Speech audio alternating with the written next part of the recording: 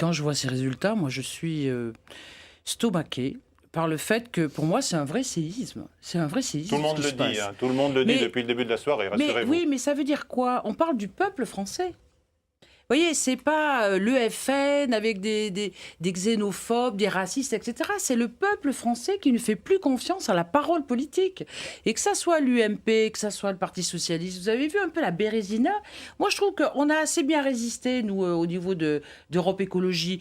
Quand on voit les résultats de 99, 2004, non, on est 9...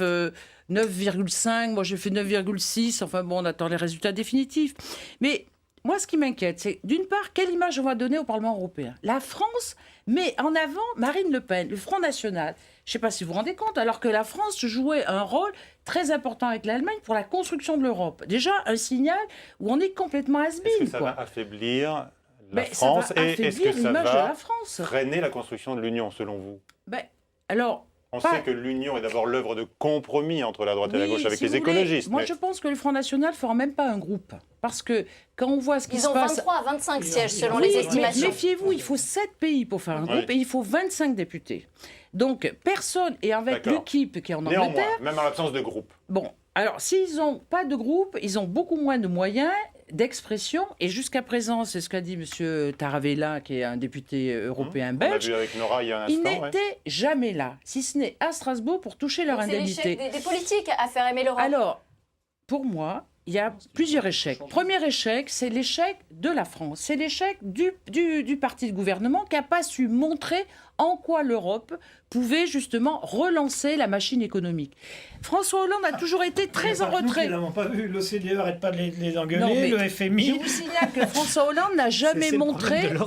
La preuve, c'est que quand nous, on a voté un budget, on n'était pas d'accord avec ce budget parce qu'il était 6% moins élevé. On va se projeter là, on se projette dans ce qui va se passer dans les semaines et les mois qui viennent maintenant. Ce que je peux vous dire, c'est qu'à un moment, si on veut construire avec l'Allemagne et la France une Europe dynamique, une Europe de relance, une Europe pour l'emploi, il faut vraiment le vouloir. Et à l'heure actuelle, moi, j'ai pas senti... Est-ce que les électeurs ont dit non à l'Europe ce soir? Ils ont dit on ne veut pas d'Europe? Non, mais je pense qu'il y a eu plusieurs choses. Ils n'ont pas senti que l'Europe pouvait leur apporter un plus. L'Europe leur avait promis prospérité et protection sociale, et puis s'aperçoivent que ce n'est pas le cas. Mais il y a aussi un désaveu de la politique française. C'est qu'à l'heure actuelle, on a eu... Non. On a eu déjà carton rouge au niveau des municipales. Maintenant, ça se reconduit parce qu'ils ne font plus confiance. Ils n'ont pas fait confiance à Sarkozy. C'est pour ça qu'ils l'ont viré pour mettre François Hollande. Maintenant, ils ont un parti socialiste qui ne leur apporte pas ce à quoi ils s'attendaient. Et donc, qu'est-ce qu'ils font? On va laisser Thierry Mandon répondre dans quelques instants.